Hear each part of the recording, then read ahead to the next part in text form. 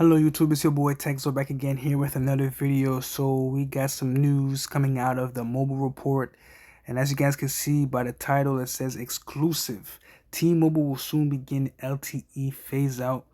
So according to the article here, it says T-Mobile will be reforming LTE to 5G. According to a leaked internal document shared with us here at the mobile report, T-Mobile will soon begin completely reforming their existing LTE into 5G over the next 2+ years. The document is shown below. So taking a look at the document here, it says LTE to 5G standalone transition over the next 2+ years. LTE spectrum will be reallocated to support 5G standalone, 5G SA. Once complete, only a single 5 MHz LTE channel will remain, resulting in potential service changes for LTE and 5G non-standalone NSA devices.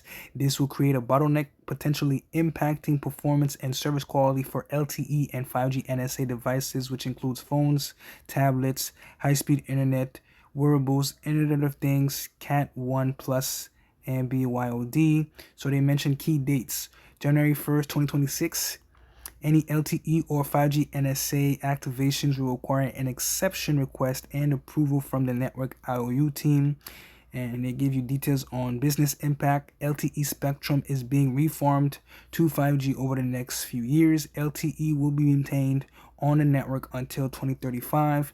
LTE performance is expected to degrade with spectrum reform. Use cases that are performance sensitive will be impacted. And lastly, any devices activated after January 1st, 2026 should be 5G standalone capable. Please follow the exception process for LTE Cat 1 business and higher. So basically, just to sum it up, T-Mobile is going to start reforming the LTE core to the 5G standalone core. If you have an LTE only device, right, or a 5G NSA device, basically what you need to do is look to upgrade between now and the next, 2+ years. Now, the reason why is because with a 5G NSA device, right, it requires LTE because it's on the LTE core, right? That's what it depends on. So now T-Mobile reallocating, converting the LTE spectrum to 5G standalone, essentially is going to be less spectrum available. And that in turn is going to degrade performance. So if you have an S10 5G, right?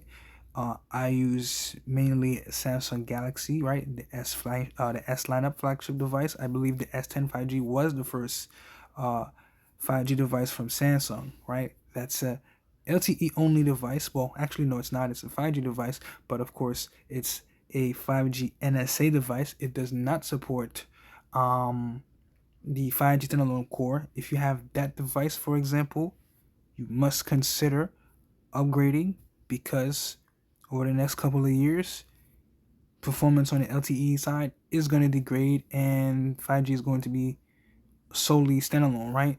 So you won't be able to have any service at all, right? As a matter of fact, in terms of LTE being reformed to 5G, some markets have already started seeing that.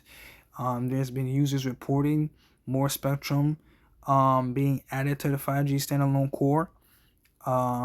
So it's already an ongoing thing with T-Mobile.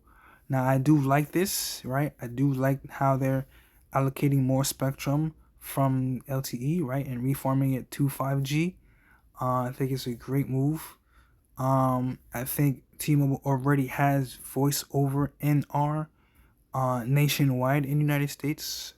So this transition shouldn't really be an issue.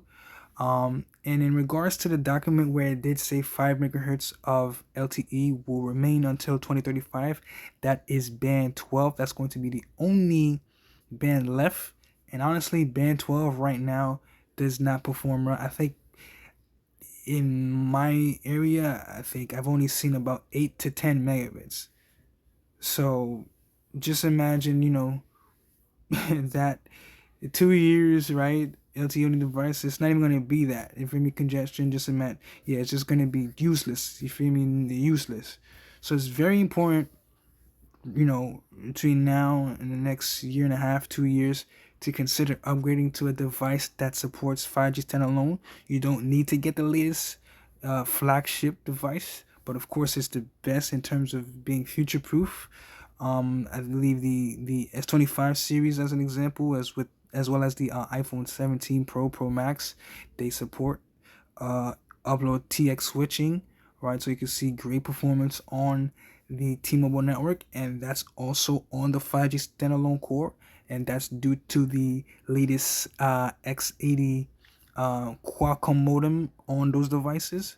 So of course, if you want to get the latest device in the Samsung Galaxy S25 from Samsung or the 17 Pro Max from Apple, great choice, but you don't have to spend, all that money on the latest. You just need a device that supports the standalone core. So you can get even the Samsung Galaxy A36, A35, right? Some of the cheaper Android devices from Samsung, or even some of the older iPhones from Apple, like the iPhone 15 series, 16 series, 14 series, even I think the 13 series would be fine.